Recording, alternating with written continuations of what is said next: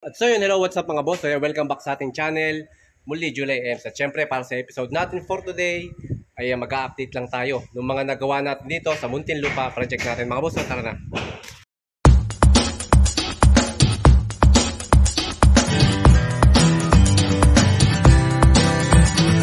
At so yun mga bossing, so bali papasukin na nga natin kung anong mga nangyari dito sa ating Muntinlupa project. So nakikita ninyo meron ditong ongoing na PVC ceiling. So bali kaming dalawa yung nag-i-install nito. Yung kasama ko si JR. And then nakikita ninyo may mga skim coat na rin yung ating mga walls. So ayan, nakikita ninyo naka-finish na ng skim coat yung ating mga walls. Ayan, hanggang dito. At napapansin nyo rin, meron na rin tayong kisame dito na may PVC at gypsum board, and then minamasilyahan na rin yan. Ayan. So bali dito sa kitchen part na to naman, makikita ninyo ay naka-finish na halos yung kanyang masilya. So bali liliyahin na lang ito for Monday, and then magpa-primer tayo.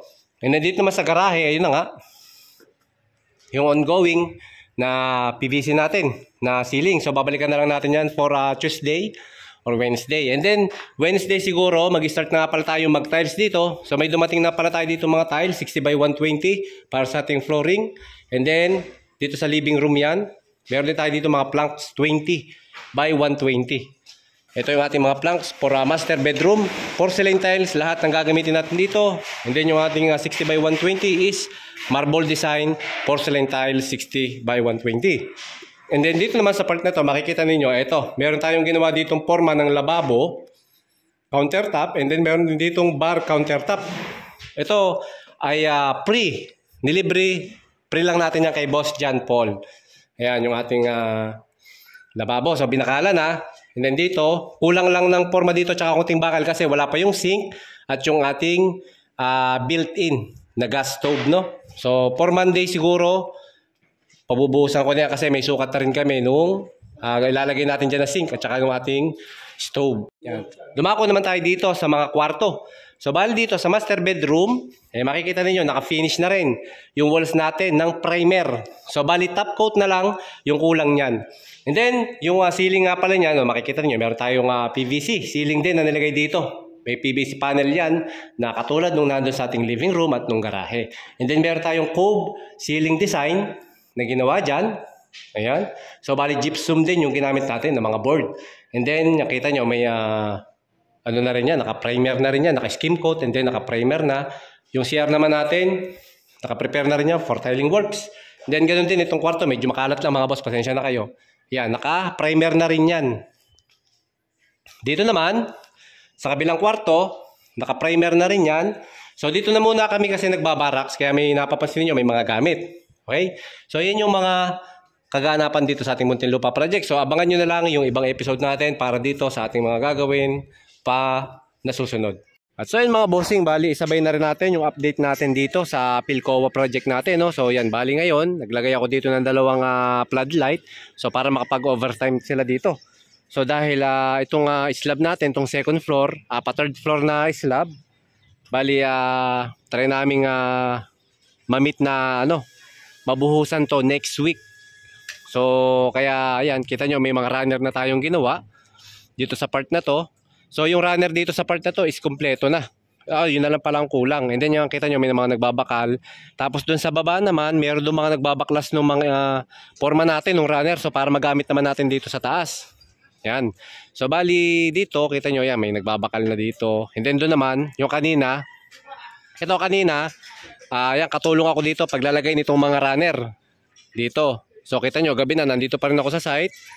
5:35 na, no? So bukas, gagawin natin.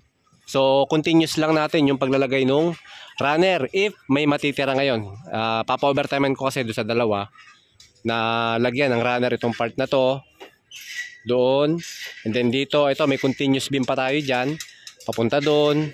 And then yung binabakalan na yan, meron pa ring biga dyan. So kaya lang hindi naging continuous yung bakal natin kasi yung beam natin dito sa part na to is nakadrop kasi meron tayo ditong CR. So kaya kinakailangan yung beam natin dito sa may part ng CR ay mas mababa ng 2 inches kaysa doon sa ibang biga natin. Kasi meron tayong 2 inches na kinakailangan nating i-drop doon sa ating CR.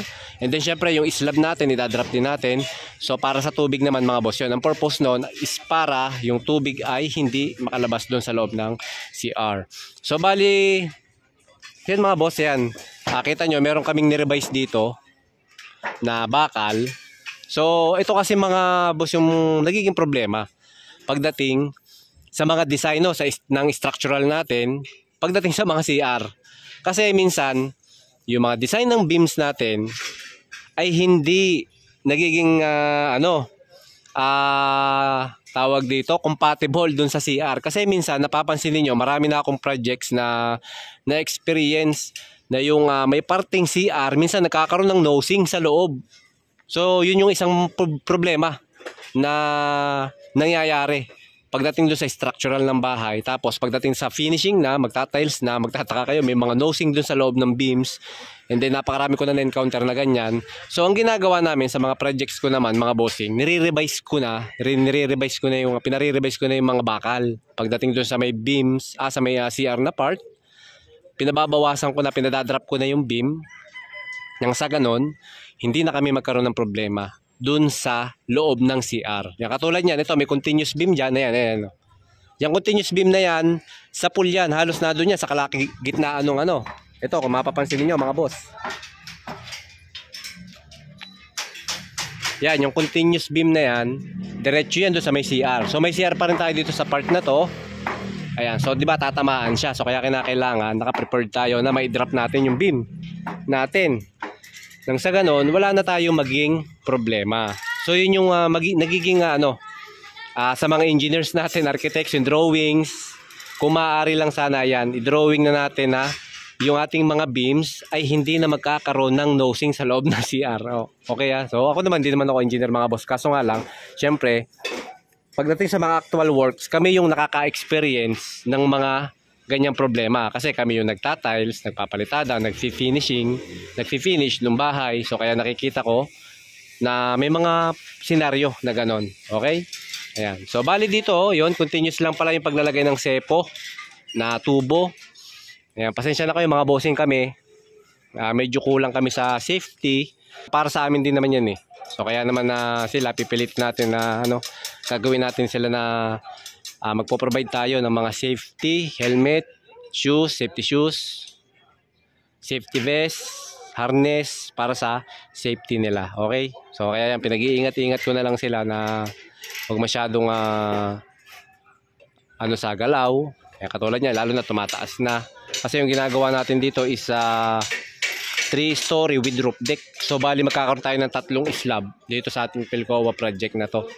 Ayan. So bali nung last week pala, yan, nagawa kami ng mga columns natin. Nandito rin ako nung last week, hindi lang ako nakakapag-video masyado. Mag-overtime sila, papabakalan, continuous lang yung pagbabakal nila. And then ito namang dalawa na to, ayan ay magagawa sila ng mga runner. Okay? So yan yung ating Philcoa project update. Ayan, so medyo makalat lang mga boss kasi gumagawa pa naman kami. Ayan, pero lilinisin din naman yan after matapos yung ating gawa. Ayan. At so yun mga boss, so yan, abangan nyo na lang yung update natin. So kita nyo, pawis na pawis ako mga boss. Kasi kapapahinga-pahinga ko lang din. Tinutulungan ko nga kasi silang gumawa. Ayan, kita nyo, naka-work mode na naman tayo. Ayan, nakapang-trabaho tayo, long sleeve, syempre. Tapos, nakapantalon. Ayan, so bali, abangan nyo na lang yung update natin dito sa Philcoa project natin, tsaka doon sa Muntinlupa.